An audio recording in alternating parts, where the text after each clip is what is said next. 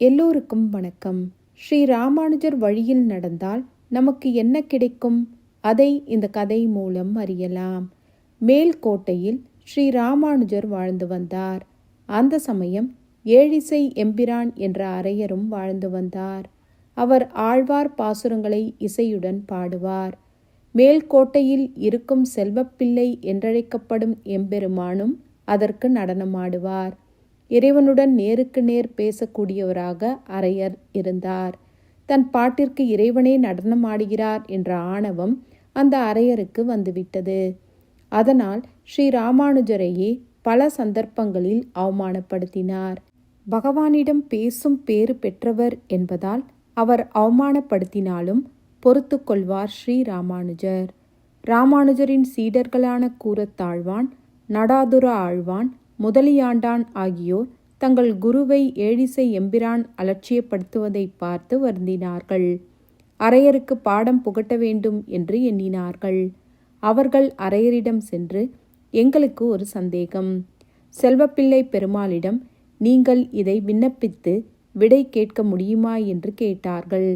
அதற்கு அரையர், உங்கள் கேள்வியை கேளுங்கள், நான் கேட்டு சொல்கிறேன் என்று கூறினார்.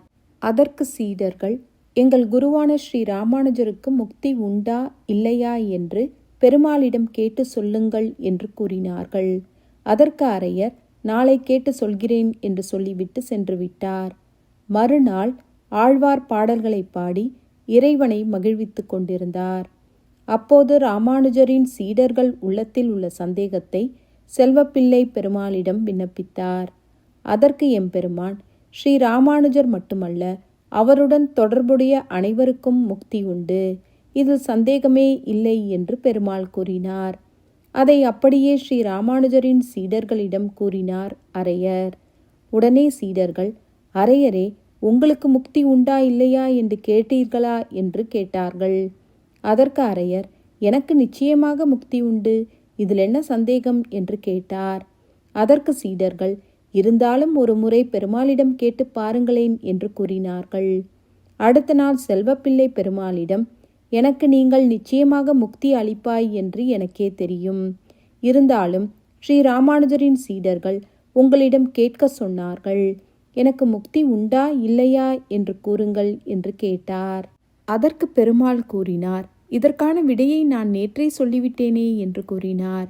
உடனே அரையர் என்ன என்று வியப்புடன் கேட்டார். அதற்கு பெருமாள் சொன்னார், ராமானுஜருக்கும் அவருடன் தொடர்புடையவருக்கும் தான் முக்தி அளிப்பேன். அந்த ராமானுஜரையே இகழும் உங்களுக்கு முக்தி கிடையாது என்று கூறிவிட்டார். என்ன இப்படி சொல்கிறாய்? இத்தனை நாள் உனக்காக நான் பாட்டு பாடினேனே என்று கேட்டார் அரையர். அதற்கு பெருமாள், அதற்காகத்தான் நானும் ஆட்டமாடிவிட்டேனே. நீங்கள் பாட்டு பாடியதற்காக நான் முக்தி அளிக்க மாட்டேன். ஸ்ரீ ராமானுஜர் பரிந்துரைத்தால்தான் மட்டுமே முக்தி வழங்குவேன் என்று கூறினார்.